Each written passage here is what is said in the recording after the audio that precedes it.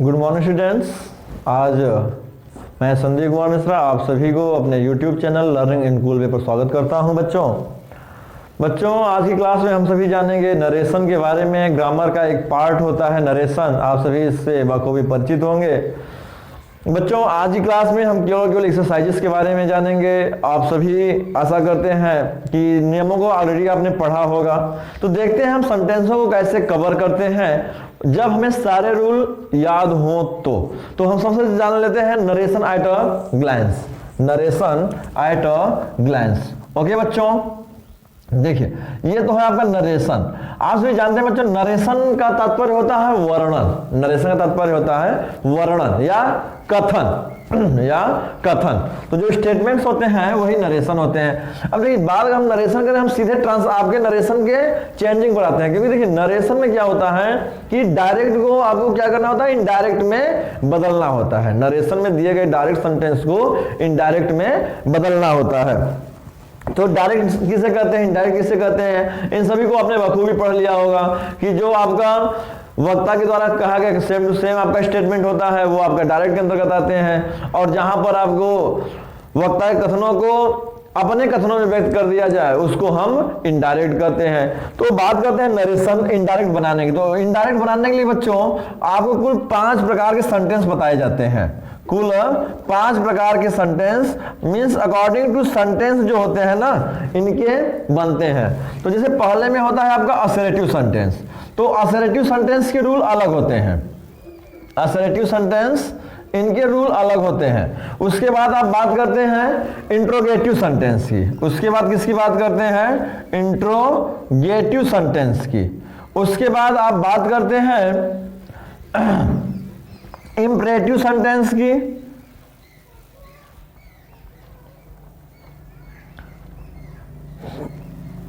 Imperative sentence के बाद exclamatory sentence.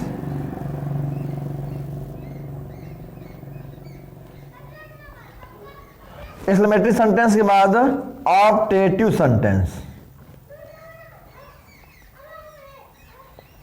Okay बच्चों, तो चलिए अब हम जान लेते हैं इन सभी सेंटेंसों के अंतर्गत आने वाले रूल्स को। तो कितने रूल्स का हम अध्ययन करते हैं तो जाकर के हम इन सेंटेंसों को कंप्लीट कर पाते हैं। तो सबसे पहले हम बात करते हैं आपके असर्टिव सेंटेंस की। तो देखिए बच्चों कुछ चीजें प्राइमरी होती हैं, कुछ मूलभूत बातें होती हैं, उन्हें तो हम बखूबी जानते हैं। जैसे सेट को क्या कर देते हैं, सेट टू क्या करना, टोल्ड में बदल देते हैं। सेट टू को टेल में बदल देते हैं। विल सेट टू को विल टेल में, सेट टू को शैल टेल में बदल देते हैं। सेट टू को टेल में बदल देते हैं। सेज टू को टेल से बदलते हैं। ओके बच्चों, और कॉमा साइन और कॉमा को हटाकर दैट का प्रयोग कर देते हैं। ये तो आपकी प्राइमरी बातें हैं, मूलभूत बातें हैं, इनको आप बखूबी जानते हैं। अब हम बात कर लेते हैं कि असर्टिव सेंटेंस को जानने के लिए कितने रूल हमारे लिए काफी होते हैं। पहला होता है ना बच्चों रिपोर्टिंग वर्ब में परिवर्तन। पहला होता है रिपोर्टिंग वर्ब में परिवर्तन। ये रूल आपको याद होने चाहिए। उसके बाद दूसरा रूल आपका बनता है बच्चों टेंस में परिवर्तन संबंधी नियम। टेंस में परिवर्तन। तीसरा बनता है आपका पर्सनल प्रोनाउन में परिवर्तन। पर्सनल प्रोनाउन में परिवर्तन संबंधी नियम। और चौथा बनता है आपका नियरनेस वर्ड में परिवर्तन संबंधी नियम। नियरनेस वर्ड में परिवर्तन। तो इन शॉर्ट आप कह सकते हैं कि अगर आप इन 4 परिवर्तन को याद कर लें तो असर्टिव सेंटेंस का मोस्ट ऑफ द लाइंस आप कंप्लीट कर सकते हैं। Most of the lines assertive sentence के by the 4 headings only. Reporting verb परिवर्तन संबंधी नियम, टेंस परिवर्तन संबंधी नियम, पर्सनल प्रोनाउन परिवर्तन संबंधी नियम एंड नियरनेस वर्ड में परिवर्तन संबंधी नियम। केवल आप इनको याद करके उसके बाद एक नोट हो जाएगा कि जो कॉमा एंड इन्वर्टेड कॉमाज होते हैं are replaced by that. Are replaced by that. ये तो था आपका assertive sentence complete rule. Okay बच्चों, कंप्लीट का सेंस केवल और केवल most of the lines. Complete का मतलब है मोस्ट ऑफ द लाइन से बच्चों ध्यान रखेंगे। आपको भी हम एग्जाम्पल कराएंगे तो वहां पर कुछ जो आपके डीप रूल्स हैं मैं उन्हें जरूर एक्सप्लेन करना चाहूंगा बच्चों। इंट्रोगेटिव सेंटेंस की बात करें ना बच्चों, तो इंट्रोगेटिव सेंटेंस दो प्रकार के होते हैं। एक होते हैं आपके यस या नो आंसर टाइप क्वेश्चन, एक होते हैं WH वर्ड टाइप क्वेश्चन। तो जो यस या नो आंसर टाइप के क्वेश्चन होते हैं, यस या नो आंसर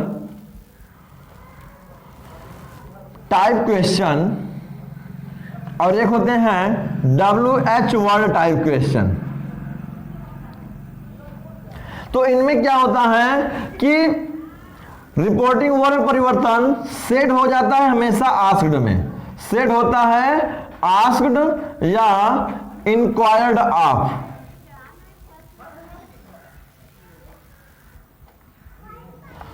यहां भी सेट जो होता है वो आस्क्ड या इंक्वायर्ड ऑफ में बदल जाता है। कॉमा था इन्वर्टेड कॉमा, कॉमा एंड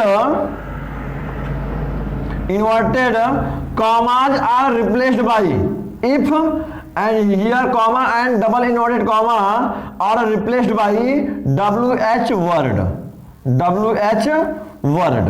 ध्यान से कितने नियम लगाने बस उनको समझना है कि भाई पहले तो कह रहे हैं कि सेट को आस्क्ड या इंक्वायर्ड ऑफ में बदल देना है, इसको भी सेट को आस्क्ड या इंक्वायर्ड ऑफ में बदल देना है। तो ये तो हो गया रिपोर्टिंग में परिवर्तन। टेंस में परिवर्तन पूर्ववत रहेगा।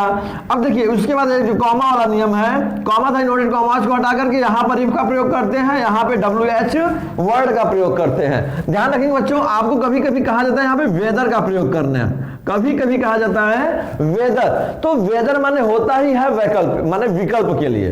वेदर का प्रयोग जब भी होगा, जहां भी होगा, जैसे भी होगा, वेदर जरूर, वेदर के साथ विकल्प जरूर होगा। मतलब जहां पे ऑप्शनल हो, और नॉट, और not, it may it rain today और not, may you go to school और not, can you help me और not, will you help me और नॉट। तो यहां जहां विकल्प होगा वहां पे आपका वेदर का प्रयोग होगा, और ये हमेशा सिंगल इंट्रोगेटिव में आते हैं, डबल इंट्रोगेटिव में नहीं आने हैं।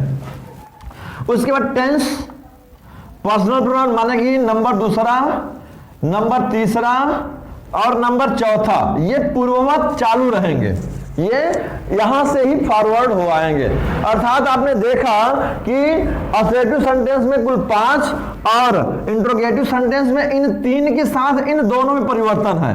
भाई इसका सेट टोल्ड हो जाता था, इसका सेट क्या होता था, टोल्ड होता था। इसका सेट आस्क्ड या इंक्वायर्ड ऑफ होगा, इसका सेट आस्क्ड या इंक्वायर्ड ऑफ होगा। इसका कॉमा एंड कॉमा दैट हो जाता था, और इसका कॉमा एंड कॉमा इफ या वेदर या WH वर्ड हो जाएगा। यहां पे number second, third and fourth उसी तरीके से परिवर्तनशील रहेंगे। मोस्ट इंपॉर्टेंट थिंग्स बच्चों, ये जो सेंटेंस होते हैं ये आपके यस या नो आंसर टाइप हो, WH वर्ड टाइप हो, ये इंट्रोगेटिव ही होते हैं। तो यहां पर एक बात को ध्यान रखते हैं, जब हम कनेक्टिव वर्ड लगा देते हैं ना तो सेंटेंस को असर्टिव बना देते हैं। नोट में नोट कर लीजिएगा कि इसका सेंटेंस हमेशा असर्टिव, अर्थात इनडायरेक्ट में जो आने वाला इंट्रोगेटिव सेंटेंस होता है वो भी बदल करके असर्टिव कर लिया जाता है।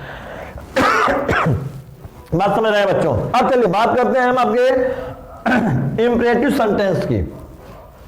बात करें इंपरेटिव सेंटेंस की, तो इंपरेटिव सेंटेंस में सेड को चेंज करते हैं। सेड किसी भी इंपरेटिव सेंटेंस, चूंकि 2 प्रकार या 2 से अधिक प्रकार के, एक तो होते हैं आपके बिना लेट वाले, एक होते हैं लेट वाले। बिना लेट वाले भी 2 प्रकार के होते हैं, जब उनमें ऑब्जेक्ट हो, ऑब्जेक्ट ना हो। लेट वाले में जब लेट हो, जब लेटस हो। तो उन सभी के लिए केवल लेटस के लिए अलग से आता है प्रपोज्ड का, बाकी सभी के लिए उनके सेंस पर ही होता है। क्योंकि देखिए लेट माने क्या होता है, निवेदन होता है। लेट माने क्या होता है, निवेदन। लेट माने होता है दो या दीजिए, लेट माने होता है दो या दीजिए, तो एक तरीके का निवेदन है, तो रिक्वेस्टेड हो जाता है। अगर लेट के साथ ऑर्डर का बोध हो रहा है, जैसे let them play, let them go, तो यहां पे ऑर्डर का प्रयोग हो रहा है। तो ऑर्डर का प्रयोग होने पर वहां पे ऑर्डर्ड का प्रयोग कर देते हैं। अब इसी तरीके से ये तो हो गया लेट वाले वाक्य। लेटेस्ट वाले वाक्य में क्या होता है, प्रपोज्ड होता है, प्रस्ताव होता है, तो वहां पे प्रपोज्ड या सजेस्टेड कर देते हैं। और उसके बाद जो बिना लेट वाले वाक्य हैं उनमें आज्ञा भी होती है, प्रार्थना भी होता है, सलाह सुझाव निवेदन, जो कुछ भी हो, जैसे भी हो, उनके according to sense, according to sense. Commanded भी होता है कभी कभार, कोई अगर उच्च अधिकारी में निम्न अधिकारी को देता है, राजा अपनी प्रजा को देता है, तो कमांडेड का भी प्रयोग हो जाता है। ठीक है, बेग्ड का भी प्रयोग हो जाता है जब कोई छोटा अपने बड़े के उससे करता है। तो इन सभी की बातों को ध्यान से सेट को अकॉर्डिंग टू सेंस कर देते हैं। कॉमा था, इन्वर्टेड कॉमास को क्या कर देते हैं, कॉमा एंड इन्वर्टेड कॉमास को हटा करके replaced by two, replaced by two, ये टू से रिप्लेस कर दिया जाता है। उसके बाद चूंकि यहां पर टेंस तो होगा नहीं, तो टेंस परिवर्तन लागू नहीं होगा, दूसरा लागू नहीं होगा। पर्सनल प्रोनाउन में परिवर्तन संभव है, तो तीसरा यहां पे लागू होगा। नियरनेस वर्ड में परिवर्तन चौथा यहां लागू होगा, तो ये भी यहां पे लागू हो सकते हैं। तो ये बात क्लियर हुई बच्चों। अब बात कर लेते हैं एक्सक्लेमेटरी सेंटेंस में। एक्सक्लेमेटरी सेंटेंस में भी बच्चों, एक्सक्लेमेटरी सेंटेंस आप सभी को पता है कि एलास, आप सबसे पहले आता है हुर्रा हा आहा, माने कि एक्सक्लेम्ड विद। अब देखिए यहां पे कुछ नहीं है, केवल अब सेट को आपको समझना है। जो इसका सेट होता है ना, वो भी अकॉर्डिंग टू सेंस होता है, अकॉर्डिंग टू सेंस। जैसे कि अगर हम कहेंगे हुर्रा हा आहा, तो exclaimed with Joy, exclaimed with Joy, और जो हुर्रा हा आहा दिया गया हम उसको हटा देंगे तो सेंटेंस क्या बन जाएगा, असर्टिव बन जाएगा। और सेंटेंस जब असर्टिव बन जाएगा तो असर्टिव का रूल लगा देंगे, दैट से जोड़ देंगे उसको। ओके बच्चों, अब बात करते हैं हम सॉरो की। तो एलास आह ओह आया होगा, तो exclaimed with sorrow, exclaimed with sorrow का प्रयोग कर देते हैं और उसके बाद एलास आह ओह को हटा देते हैं, सेंटेंस असर्टिव बन जाता है और असर्टिव का रूल लगा देते हैं, दैट से जोड़ देते हैं। शेष परिवर्तन 2 3 4 को भी हम वहां पे बना देते हैं। अब बात करते हैं हम एलास आह ओह के बाद ब्रेव एंड वेल्डन, ब्रेव या वेल्डन। तो ब्रेव या वेल्डन के लिए बच्चों हम क्या करते हैं, यहां पे सेंटेंस आपके अप्लाउडेड से तो किसमें बदल देते हैं, अप्लाउडेड में, या तो प्रेज में भी हम कर देते हैं, हम इन्हें प्रेज में भी कर देते हैं। उसके बाद आपका जो है व्हाट अ एंड हाउ, 3 प्रकार के। चौथा प्रकार है व्हाट अ एंड हाउ वाले वाक्य। व्हाट अ एंड हाउ वाले वाक्य जो होते हैं बच्चों, उनमें हम एक्सक्लेम्ड विद सरप्राइज का प्रयोग करते हैं या सीधे एक्सक्लेम्ड का प्रयोग करते हैं। इन सभी चीजों को आप यहां पर तो इतना नहीं एक्सप्लेन कर, अगर आप चाहें तो इनको पॉइंट, क्योंकि देखिए और कुछ नहीं है, शेष परिवर्तन पूर्ववत रहते हैं, केवल छोटी छोटी बातें जो परिवर्तनशील है, मैं उन्हीं की डिस्कशन में आपको ले रहा हूं। तो सेट को लास्ट में बताया गया, अगर व्हाट एंड हाउ वाले वाक्य हो तो इसको हम क्या कर देते हैं, सेट को एक्सक्लेम्ड विद सरप्राइज में या तो एक्सक्लेम्ड में बदल देते हैं। अब हम बात करते हैं आपके ऑप्टेटिव सेंटेंस की। तो अगर ऑप्टेटिव सेंटेंस की बात करेंगे बच्चों, तो ऑप्टेटिव सेंटेंस देखा जाए तो वह एक आपका जो सेंटेंस का स्ट्रक्चर होता है वो इंट्रोगेटिव का स्ट्रक्चर होता है और सेंटेंस आपका एक्सक्लेमेशन मार्क पे खत्म होता है। आप समझ रहे होंगे कि आपका इंट्रोगेटिव सेंटेंस माने क्या, हेल्पिंग वर्ब सबसे पहले, हेल्पिंग वर्ब सबसे पहले, और एक्सक्लेमेशन मार्क माने अंतिम में एक्सक्लेमेशन मार्क का चिन्ह होता है, अर्थात एक लाइन उसके नीचे पॉइंट और बिंदी होती है। तो यहां पे हमें समझना है, इसको असर्टिव बना देना है, माने जो एक लाइन और एक बिंदी है उसको हटाकर फुल स्टॉप लगा देना है। जो मे आई है वो आई में हो जाएगा, जो मे गॉड है वो गॉड माइट हो जाएगा। तो इसको भी हम बदल देते हैं। ये तो हो गया आपका सेंटेंस की। अब बात कर लेते हैं बदलने की, क्योंकि ऑब्जेक्टिव सेंटेंस किसे कहते हैं, ऐसे वाक्य जिनसे आशीर्वाद, ऑब्जेक्टिव सेंटेंस माने इच्छा सूचक होता है, इच्छा हो, आज्ञा माने आपकी इच्छा हो, और आशीर्वाद हो, अभिशाप हो, कामना हो, आशीर्वाद, इच्छा, अभिशाप, कामना इत्यादि का बोध होता है, वही तो ऑब्जेक्टिव सेंटेंस कहलाते हैं। तो इच्छा का बोध हो रहा है तो सेट को विश्ड में बदल दीजिए, आशीर्वाद का बोध हो रहा है सेट को ब्लेस्ड में बदल दीजिए, अभिशाप का बोध हो रहा है सेट को कर्ष में बदल दीजिए। तो अकॉर्डिंग टू सेंस, जैसा सेंस है वैसा परिवर्तन कर दिया जाएगा बच्चों। देख लेते हैं, तो ये भी हो जाएगा, सेट बदल जाएगा आपका अकॉर्डिंग टू सेंस। ये यहां पे भी आपका हो जाएगा दैट, ये भी आपका हो जाता है दैट, और इधर आपके परिवर्तन, चूंकि इसमें टेंस दोनों में लागू रहते हैं, तो यहां पर भी आपके 2 3 4 और यहां भी आपका 2 3 एंड 4 परिवर्तन होते रहते हैं बच्चों। ये तो था आपका नरेशन एट अ ग्लांस, आपने नरेशन को एक छोटे से वीडियो में पढ़ लिया है बच्चों।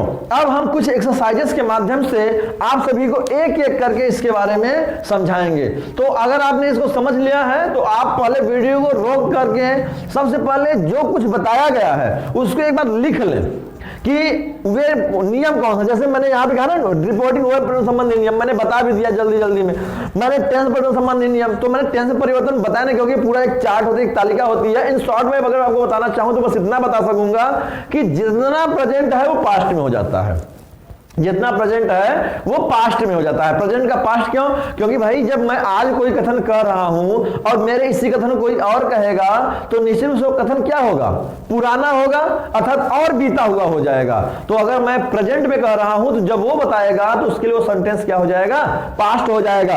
और जब मैं कोई सेंटेंस आज पास्ट में कह रहा हूं तो जब वो बताएगा तो सेंटेंस कहां चला जाएगा, परफेक्ट में चला जाएगा। इसीलिए पास्ट इंडिफिनिट पास्ट परफेक्ट में चला जाता है, past continuous past perfect continuous में चला जाता है, will shell would and should में चला जाता है। और जो ऑलरेडी परफेक्ट है वो नो चेंज होते हैं। जैसे ऑलरेडी परफेक्ट कौन है, परफेक्ट एंड परफेक्ट कंटीन्यूअस, ये ऑलरेडी परफेक्ट हैं, ये नो चेंज होते हैं। तो हैड भी नो चेंज, हैड बीन भी no change, would should ought to must no change, need dare no change, can and may का कुड एंड माइट होगा, बल्कि could and might no change. ऐसे ही बच्चों लगभग सारे जो आपके चेंज होने वाले हैं आप तालिका में देख लेंगे। नियरनेस पर्सन प्रोनाउन संबंधी नियम है, आपकी तालिका होती है, आप इसको बना करके पढ़ेंगे समझेंगे। और हाँ, अगर आपको नहीं समझ आते हैं तो मैं आपको एक इस पर आगे वीडियो बनाऊंगा, आपका पूरा एक्सप्लेनेशन बनाऊंगा। लेकिन अभी फिलहाल आपको एक तैयारी के लिए अगर आपको आवश्यकता पड़ेगी तो कमेंट बॉक्स में जरूर बताएंगे, तो मैं इसकी एक पूरी डिटेल वीडियो जरूर बनाना चाहूंगा।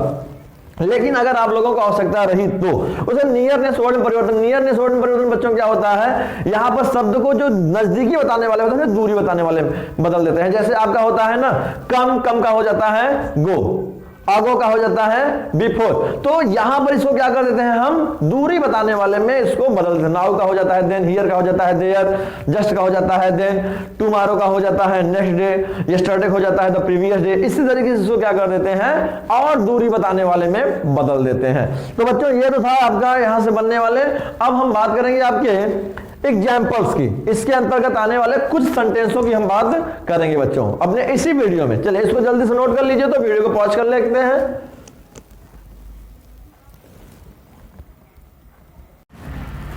ओके बच्चों, अब देख लेते हैं इस एक्सरसाइज की। तो सबसे पहले हम हेडिंग बना लेते हैं, change the following sentences into indirect speech, change the following sentences into indirect speech। Example है, सबसे पहला है आपका he said I have passed the examination। He said I have passed the examination।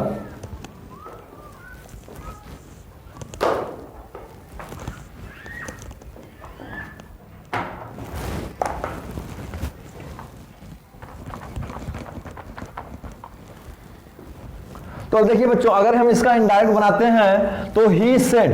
अब देखिए यहां पे आप लगभग जानते ही हैं, तो अगर सेड के बाद टू नहीं है तो ये ज्यों का त्यों रह जाएगा, तो ये बन जाएगा he said, comma and comma हटा के क्या कर देते हैं दैट। बच्चों ये स्याही आपको समझ में आ रही है, देख लेंगे स्याही समझ में आ रही है आपको, लिखते हैं एक आध दो लाइन उसके बाद क्लियर करते हैं। He said that. अब देखिए आई ये क्या है, फर्स्ट पर्सन, क्योंकि आपको बताया गया था ना हम इसको सन अपॉन 1 2 3 के अनुसार बदलते हैं। अर्थात जो फर्स्ट पर्सन का अगर प्रोनाउन होगा वो रिपोर्टिंग वर्ब के सब्जेक्ट के अनुसार, सेकंड पर्सन का प्रोनाउन होगा तो रिपोर्टिंग वर्ब के ऑब्जेक्ट के अनुसार, थर्ड पर्सन का प्रोनाउन होगा तो नो चेंज। ये आपका रिपोर्टेड स्पीच से मैच होता है, ये आपकी रिपोर्टिंग क्लास से मैच होती है। तो रिपोर्टेड स्पीच में फर्स्ट पर्सन का प्रोनाउन अगर आ गया और ये प्रोनाउन है और ये subject object and no change के अनुसार नो चेंज है, तो फर्स्ट पर्सन है सब्जेक्ट के अनुसार, तो आई फर्स्ट पर्सन सब्जेक्ट के अनुसार। इसमें अनुसार क्या होता है? अनुसार माने होता है जिसके अनुसार, जैसे अगर हम कह रहे हैं आई, तो किसके अनुसार? आई, ही के अनुसार। अभी आई के स्थान पे ही आएगा, आई के स्थान पर ही आएगा। और हमें तब ध्यान रखना होता है जब ही को हम लाते हैं तो आई के स्थान पर ही को कर रहे हैं, माने अब जो आई फॉलो कर रहा था, अगर आई सब्जेक्टिव केस में है तो ही अपने सब्जेक्टिव केस में बैठ जाएगा। आई पॉजिटिव केस में है, ही तो अपने पॉजिटिव केस में ही के रूप में बैठ जाएगा। अगर आई ऑब्जेक्टिव केस में मी है तो ही अपने ऑब्जेक्टिव केस हिम में बैठ जाएगा। तो यही है के अनुसार, समझ रहे हैं बच्चों? तो अब देखिए यहां पे कौन सा पोजीशन है? सब्जेक्ट का केस है तो सब्जेक्टिव केस होगा, तो ही का सब्जेक्टिव केस क्या होता है? ही होता है। ही सेड दैट ही। अभी हैव का क्या हो जाता है? हैड। हैव का क्या हो जाता है? Had passed the examination. बहुत ही सरल है बच्चों, ये तो बहुत ही इजी था। चलिए अगला देख लेते हैं। I know her address. I know her address said Gopi. बच्चों कभी कभी ऐसे सेंटेंस दे दिए जाते हैं कि आपका जो नरेटर होता है वो बाद में कर दिया जाता है, जो आपका नरेटर होता है वो बाद में कर दिया जाता है। तो I know her address said Gopi. Said Gopi, I know her address said Gopi. तो सेंटेंस अगर ऐसे दिए गए हैं तो कोई इश्यू नहीं। अब सेड गोपी, गोपी ने कहा, अर्थात Gopi said I know her address. तो अब इसको हम लिख देंगे, देखिए ऑब्जेक्ट इसमें भी नहीं है तो इसको हम लिखेंगे Gopi said that.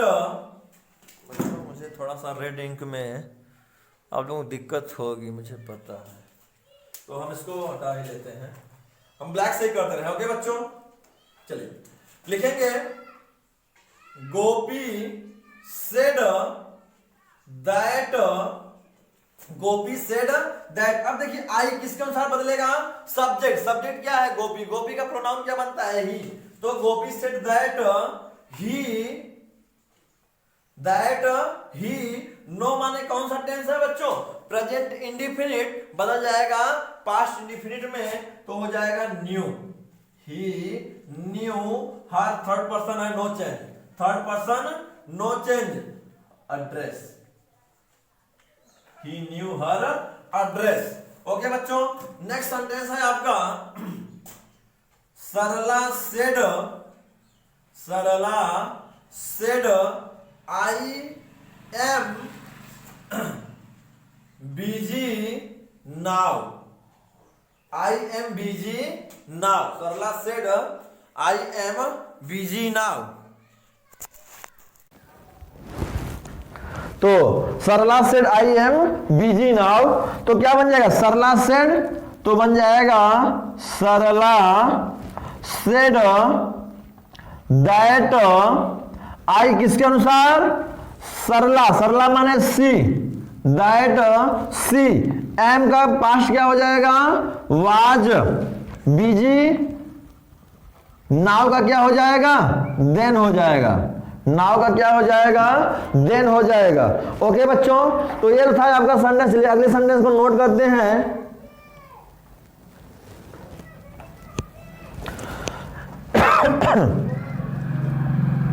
He said to me, he said to me I am very glad, I am very glad to be here, to be here in the morning.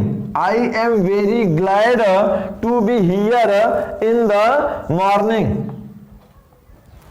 तो अब देखिए बच्चों, आपको बताया गया है कि नजदीकी बताने वाले शब्द को दूरी बताने वाले शब्दों में बदल देते हैं, लेकिन एक नोट था वहां पे कि अगर वे नजदीकी बताने वाले शब्द पास में मौजूद हो तो उन्हें दूरी बताने वाले शब्दों में नहीं बदलते हैं। इसका अर्थ क्या है? आई एम वेरी ग्लैड, मैं बहुत खुश हूं, to be here in this morning, इस सुबह यहां होकर, मैं इस सुबह यहां होकर बहुत खुश हूं। अर्थात वह प्रेजेंट की बात कर रहा है और कथन को कहने के साथ साथ वह वहीं पर रह गया है, हटा नहीं है। तो इसको हम बना देते हैं बच्चों, ही सेड टू है तो बन जाएगा told me that, he told me that. I बदल जाएगा ही से तो ही, एम हो जाएगा was very, he was very glad to be, here का देयर नहीं होगा, हियर का देयर नहीं होगा, in the morning, to be here in the, इन बच्चों यहां पे थोड़ा सा सेंटेंस बना लेंगे, इन दिस मॉर्निंग कर लेंगे तो स्ट्रांगनेस थोड़ा सा आ जाएगी। तो दिस मॉर्निंग करेंगे तो इन दिस मॉर्निंग।